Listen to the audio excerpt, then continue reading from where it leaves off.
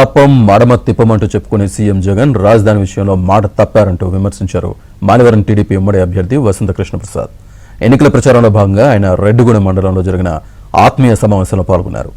రాష్ట్రంలో మరోసారి వైసీపీ అధికారంలోకి వస్తే 3 రాజధానులు కాదు కదా, రాష్ట్రమే ఎటుపోతుందో తెలియని దుస్థితి నెలకొంటుందని వసంత కృష్ణప్రసాద్ విమర్శించారు.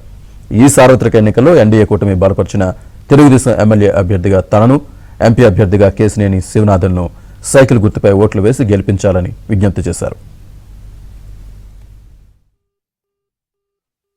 ముఖ్యమంత్రి గారికి ఉన్న మాట, వారు చెప్పుకునే టైటిల్ ఏంటంటే మాట తప్పం మడం తిప్పం. కానీ దురదృష్టవశాత్తు ముఖ్యమంత్రి గారు మాట చెప్పారు, మడవ తిప్పారు.